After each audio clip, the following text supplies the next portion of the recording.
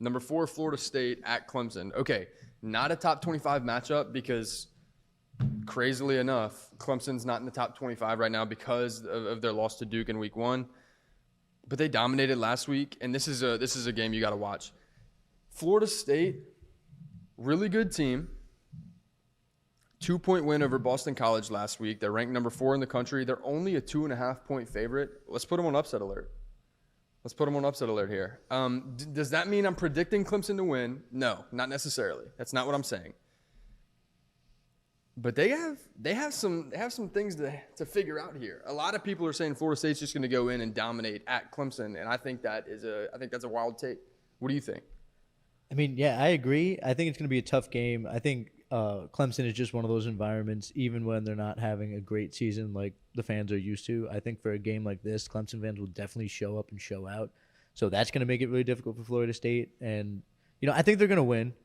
I do, but I wouldn't be shocked if come Sunday morning I look back at the score and they lost. Like, I wouldn't be shocked if Clemson won, but I do think Florida State will win. Yeah, here's the thing with Clemson, right? You look at their loss to Duke in week 1, and everybody says they got manhandled by Duke. Duke beat the hell out of them. I don't necessarily disagree. I don't necessarily agree. On the scoreboard, yeah. It looked that way.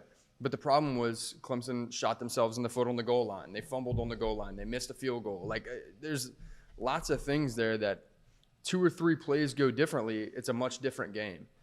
I think some of that can be to the inexperience of Cade Klubnik at the time. He hasn't played as well as they would have liked to see him play this year. So I'd like to see him make the turn there. But I think they're Cade Klubnik away from being really good. I think the rest of their team is still, like, you know what I mean? Like, Will Shipley, no joke, at running back. Like, I think because we're having this conversation about Cade Klubnik, and we were having this conversation about DJ last year, DJ Uiagalelei, who's playing really well at Oregon State right now. There could be questions about Dabo, but again, a legendary coach who hasn't won less than 10 games since 2012, I want to say.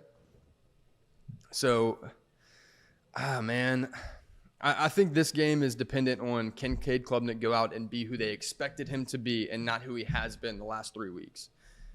If he can do that, and if he can be successful against this Florida State team, they're absolutely in the mix, and I think that's why the line's only 2.5.